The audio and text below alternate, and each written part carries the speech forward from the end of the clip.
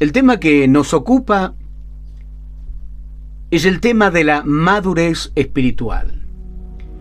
El escritor a los Hebreos, el capítulo 5 y el verso 14, dice algo realmente interesante: que el alimento sólido es para los que han alcanzado madurez, para los que por el uso tienen los sentidos ejercitados en el discernimiento del bien y del mal.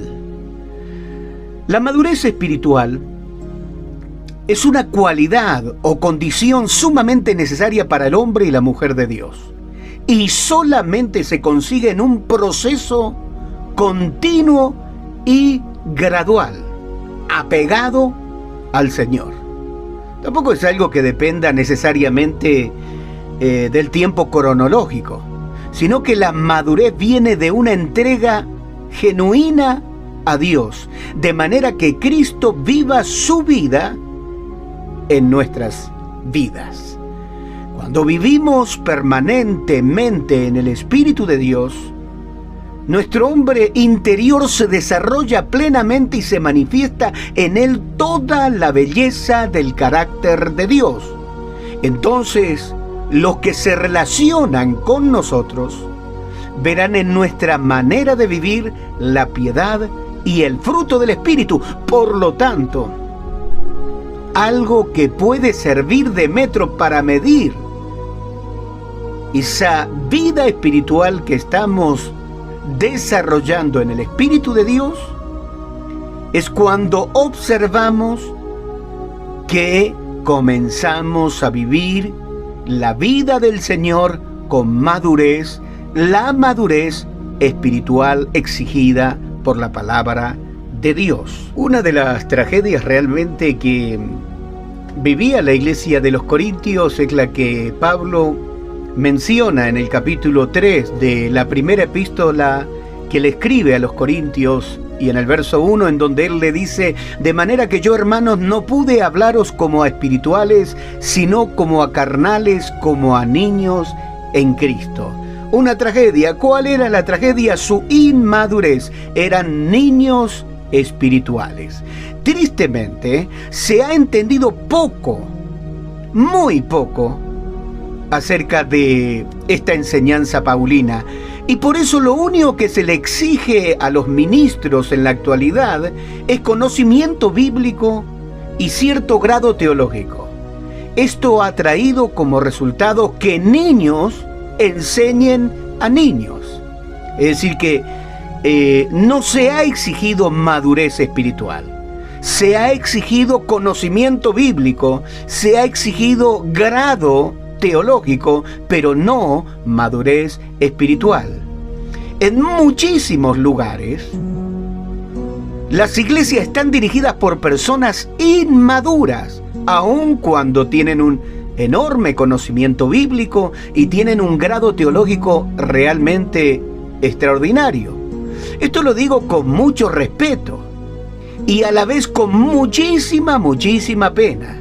Yo trabajo con pastores, con evangelistas, con líderes en diferentes partes del mundo y veo compañeros que son llamados apóstoles y obispos, pero no tienen la madurez ni siquiera de un discípulo.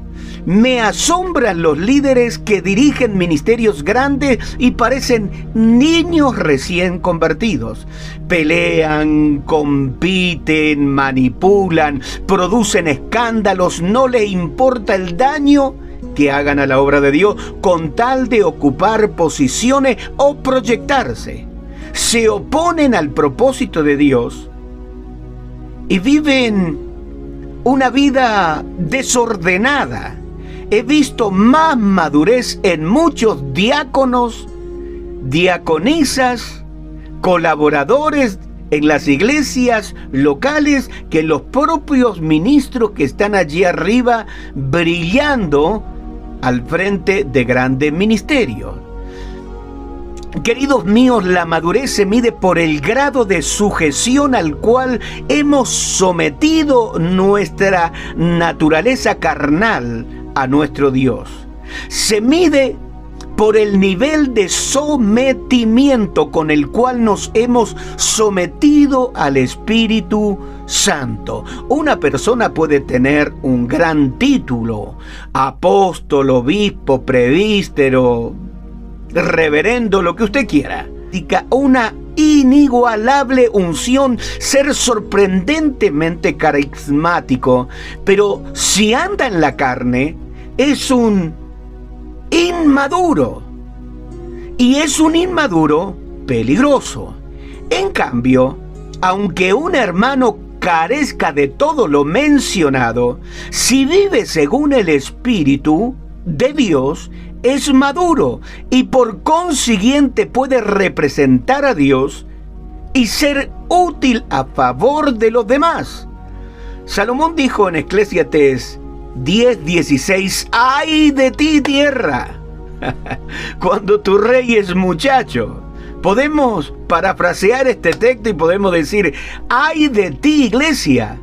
Cuando tu líder, tu dirigente de alabanza, de joven, tu pastor, tu dirigente de damas, es una inmadura. La madurez espiritual no necesariamente la determina el tiempo o la edad. He visto hermanos que en 6 meses en el Señor han madurado, pero sorprendentemente, comparados con otros que tienen años y años y años como creyente.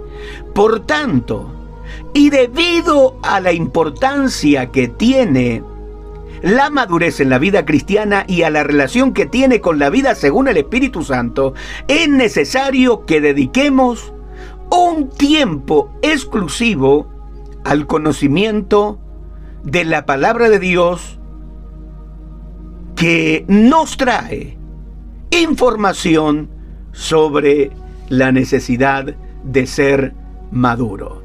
El hombre espiritual es el que ha nacido del Espíritu y anda en el Espíritu. En cambio, el hombre carnal es aquel que también ha nacido del Espíritu, pero anda en la carne y se ocupa de la carne. Por consiguiente, ha crecido mucho en la carne, pero no ha crecido nada en el Espíritu. Se quedó siendo un niño. Y si sigue alimentándose solamente de la carne, andando en la carne y ejercitándose en la carne, continuará siendo un niño. Un hombre carnal es igual a un niño. Y esto es tan verdad como una fórmula matemática. Dios les bendiga. Bendiciones.